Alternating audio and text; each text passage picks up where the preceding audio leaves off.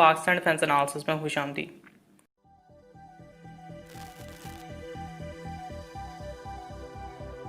South Korean aerospace company ने अपने काय KF-X के नए विजुअल्स को रिलीज़ किया है, जो कि इस वक्त करंटली अपने प्रोटोटाइप प्रोडक्शन की तैयारी में है।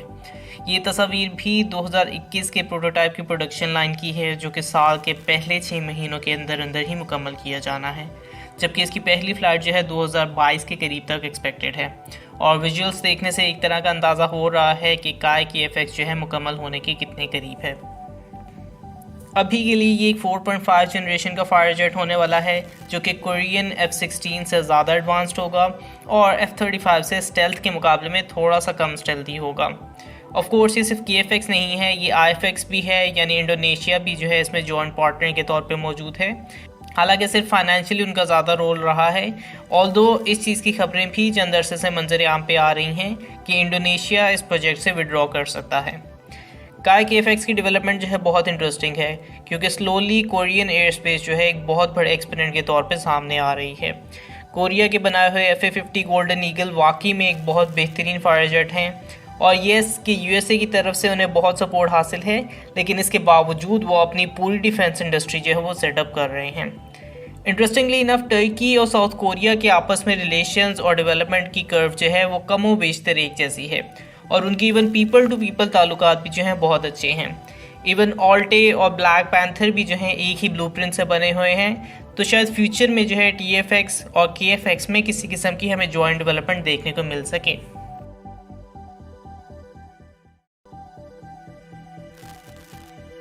ऐसा रिपोर्ट किया जा रहा है कि टर्की के बनाए हुए ATAC T-129 हेलीकॉप्टर के फ़ेज़ 2 या ब्लॉक 2 या जिसे T-129B फ़ेज़ 2 भी कहा जा सकता है, उसने दिसंबर 2020 के अंदर कामयाबी के साथ अपनी क्वालिफ़िकेशन टेस्टिंग मुकम्मल कर ली है।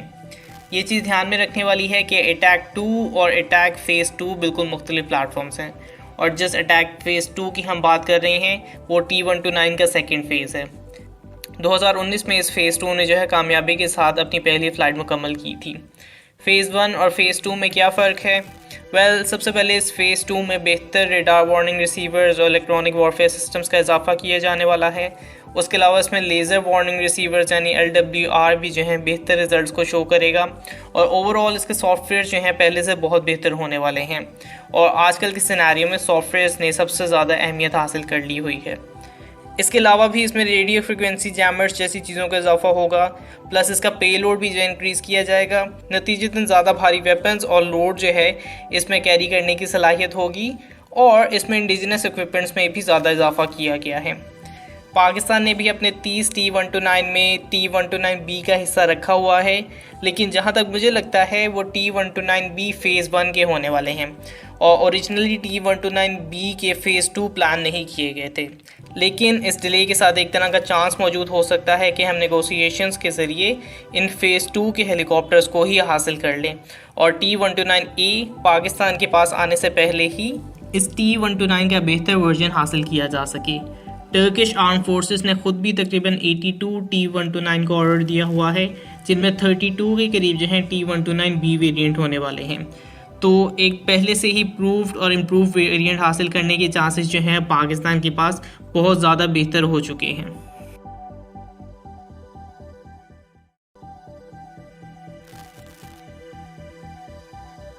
फरवरी 2021 में पाकिस्तान नेवी की तरफ से अमन 21 नेवल एक्सरसाइज का इनेकाद किया जाना है, और इस एक्सरसाइज ने पहले से ही एक तरह की एंटिसिपेशन या हाइप पैदा कर दी थी, क्योंकि शायद 11 सालों बाद ये पहली एक्सरसाइज होने वाली है जिसमें रशिया और नेटो या यूरोपियन यूनियन की नेवी जो हैं वो हिस्सा ले सकती हैं। ये बात बहुत ही अहम चीज़ है, और इस पर ग्लोबल स्केल पर डिस्कशन की जा रही है।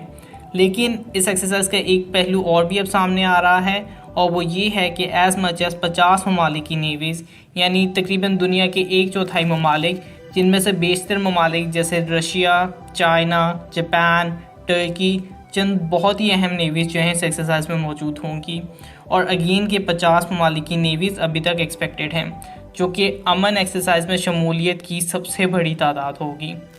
इससे गालबन 2018 में 40 ममालिक ने इस एक्सरसाइज में शिरकत की थी, तो वो रिकॉर्ड भी टूट जाएगा, और इस एक्सरसाइज में इस बार जो है नेटो, GCC, SCO यानी शंघाई कोऑपरेशन ऑर्गेनाइजेशन जैसे नेक्सस मौजूद होंगी, और इसके अलावा अफ्रीकन ममालिक की शमूलियत भी इसमें मौजूद होगी, जो कि हकीकतन एक बहुत बड़ा चैलेंज होने वाला है लॉजिस्टिक्स के हिसाब से, मैनेजमेंट के हिसाब से और इवन पाकिस्तान नेवी के बढ़ते हुए स्टेचर के हिसाब से भी। तो ये अमन 21 एक्सरसाइज बहुत ही अहम होने वाली है और मुझे यकीन है कि इस एक्सरसाइज पे पूरी दुनिया की नज़रें होंगी। लेट्स सी इस एंटिसिपेटेड एक्सरसाइज में किस किस्म के विजुअल्स देखने को मिल सकते हैं।